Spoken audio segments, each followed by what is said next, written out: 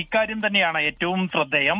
രാഹുൽ ഗാന്ധി ആദ്യ വാർത്താ സമ്മേളനം വിളിച്ച് തെളിവുകൾ സഹിതം രേഖകൾ ഉൾപ്പെടെ ഈ ആരോപണം ഉന്നയിച്ചതിന് പിന്നാലെ തെറ്റിദ്ധരിപ്പിക്കുന്നത് എന്ന ഒറ്റ വരിയിലായിരുന്നു തെരഞ്ഞെടുപ്പ് കമ്മീഷൻ ഇതിനോട് പ്രതികരിച്ചത്. എന്നാൽ നാളെ തെരഞ്ഞെടുപ്പ് കമ്മീഷന്റെ വാർത്താ സമ്മേളനം നടക്കാനിരിക്കെയാണ് ഇത്തരത്തിൽ രാഹുൽ ഗാന്ധി ഉന്നയിച്ച ആരോപണങ്ങളെ തള്ളാതെ അതേസമയം അവ ഉചിതമായ സമയത്ത് ഉന്നയിക്കേണ്ടതായിരുന്നു എന്ന തരത്തിൽ പരോക്ഷമായി കുറ്റപ്പെടുത്തിക്കൊണ്ടുള്ള ഒരു വാർത്താക്കുറിപ്പ് തെരഞ്ഞെടുപ്പ് കമ്മീഷന്റെ ഭാഗത്തു നിന്നും ഉണ്ടായിരിക്കുന്നത്.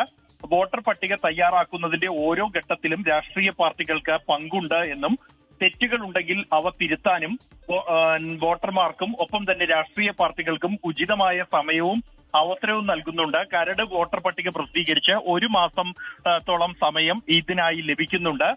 എന്നാൽ ചില രാഷ്ട്രീയ പാർട്ടികളും അവരുടെ ബൂത്ത് ലെവൽ ഏജന്റുമാരും ആ ഉചിതമായ സമയത്ത് ഇക്കാര്യങ്ങൾ ശ്രദ്ധിച്ചില്ല എന്നാണ് തെരഞ്ഞെടുപ്പ് കമ്മീഷന് ബോധ്യപ്പെടുന്നത് എന്നും അതുകൊണ്ട് തന്നെ അടുത്തിടെയുണ്ടായ ചില ആരോപണങ്ങൾ അത് ബോധ്യപ്പെടുത്തുന്നുണ്ട് എന്നുമാണ് തെരഞ്ഞെടുപ്പ് കമ്മീഷന്റെ ഈ വാർത്താക്കുറിപ്പിൽ വ്യക്തമാക്കുന്നത്.